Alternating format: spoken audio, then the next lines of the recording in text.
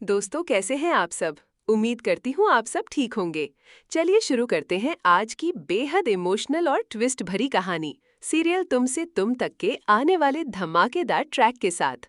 कहानी की शुरुआत होती है अन्नू के चेहरे पर छाई मायूसी और बेबसी से। एक तरफ उसका मन अंदर ही अंदर टूटा जा रहा है क्योंकि उसकी नौकरी जा चुकी है। उसके पास अपने माता पिता को बताने की हिम्मत नहीं है।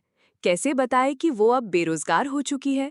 जबकि उसकी माँ, जो हमेशा उसके लिए कुछ अच्छा करने की कोशिश करती हैं, आज ही बाजार से 20,000 रुपए की साड़ी लेकर आई हैं। सोचिए, क्या बीतेगी अन्नू के दिल पर। अन्नू ये सब देखकर और सोचकर अंदर ही अंदर घुटती जा रही है। वो सुबह सुबह घर से निकल तो जाती है, लेकिन उसका कोई ठिकाना नहीं होता। ना ऑफिस है, ना कोई मंजिल। दिन भर बस यूं ही इधर उधर भटकती रहती है। लोगों की भीड़ में खुद को अकेला महसूस करती है। उसका आत्मसम्मान, उसका आत्मविश्वास, सब कुछ धीरे धीरे चूर होता जा रहा है। लेकिन कहानी में असली मोड़ तब आता है जब शाम को, जैसे ही अन्नू घर लौट रही होती है, अचानक पीछे से एक गाड़ी आकर रुकती है। बाहर आता है आर्यवर्धन। उसकी आंखों में सवाल है और आवाज में चिंता। तुम आज ऑफिस क्यों नहीं आई? ये सुनते ही अन्नू की आंखों से आंसुओं की धार बहने लगती है। वो खुद को संभाल नहीं पाती और टूटे हुए लहजे में कहती है, मुझे तो निकाल दिया गया है सर। हर्षवर्धन सर ने मुझे नौकरी से निकाल दिया। मैं अब क्या करूंगी? आर्यवर्धन का चेहरा गंभीर हो जाता है, लेकिन उसके लफ्जों में भरोसा है। वो कहता है, तुम्हें कल से ऑफिस आना है और ये मेरा आदेश है।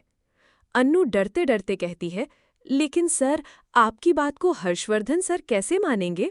यहीं पर आता है भरोसे का इम्तिहान। आर्यवर्धन धीरे से पूछता है, क्या तुम्हें मुझ पर भरोसा है? और दोस्तों, इस सवाल के साथ ही अन्नू अपने दिल के सारे दरवाजे खोल देती है। उसका जवाब होता है, मुझे आप पर पूरा भरोसा है और अगर आप कह रहे हैं तो मैं जरूर आऊंगी ऑफिस। लेकिन दोस्तों, ये तो अभी शुरुआत है। जो आगे होने वाला है वो तो बहुत ज्यादा खतरनाक है। अगले दिन की शुरुआत होती है अन्नू के फिर से ऑफिस आने से। लेकिन जैसे ही वो गेट पर पहुंचती है, वहां पहले से मौजूद होते हैं मीरा और झेंडे। दोनों के चेहरे पर घमंड साफ झलक रहा होता है। वो अन्नू को रोकते हैं और कहते हैं, तुम्हारी नौकरी जा चुकी है, बार बार क्यों आ रही हो यहाँ? मीरा का स्वर तेज हो जाता है और वो अन्नू पर चिल्लाती है, यहाँ तुम्हारा कोई काम नहीं। अन्नू कुछ कहने ही वाली होती है कि तभी अचानक पीछे से आती है एक मजबूत और सख्त आवाज, बस करो मीरा। जी हाँ, आर्यवर्धन की एंट्री होती है यहाँ एक हीरो की तरह।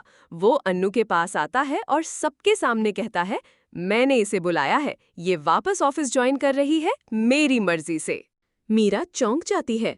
वो घबराकर कहती है, लेकिन सर, इसे तो हर्षवर्धन सर ने निकाल दिया था। आर्यवर्धन गंभीर लहजे में कहता है, किसने कहा तुमसे इस बारे में बोलने को? ये ऑफिस मेरा भी है और मैं अपने फैसले खुद ले सकता हूँ। इसके बाद वो अन्नू का हाथ पकड़ता है और ऑफिस के अंदर ले जाता है, जैसे कोई विजेता अपने हक को लेकर चल रहा हो। ये नज़ारा मीरा और झेंडे को बुरी तरह चुभता है। उनके चेहरों पर जलन, गुस्सा और बेबसी साफ झलक रही होती है। अब असली टकराव की शुरुआत होती है, क्योंकि ये बात जब हर्षवर्धन तक पहुंचेगी तो क्या वह इसे यूं ही बर्दाश्त करेगा? क्या वह अन्नू और आर्यवर्धन के इस रिश्ते को तोड़ने की कोशिश करेगा या खुद टूट जाएगा? लेकिन कहानी अब उस दिशा में जा रही है जहां सिर्फ जज्बातों की बारिश होने वाली है।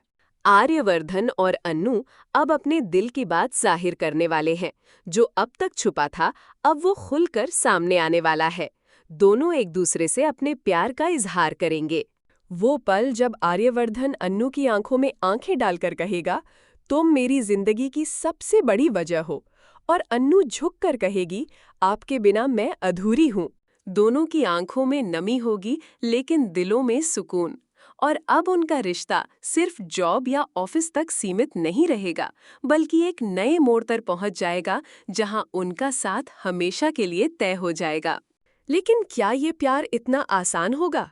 क्या मीरा और झेंडे इसे ऐसे ही स्वीकार कर लेंगे, या फिर कोई नई साजिश रची जाएगी? क्या हर्षवर्धन एक बार फिर कोई चाल चलेगा?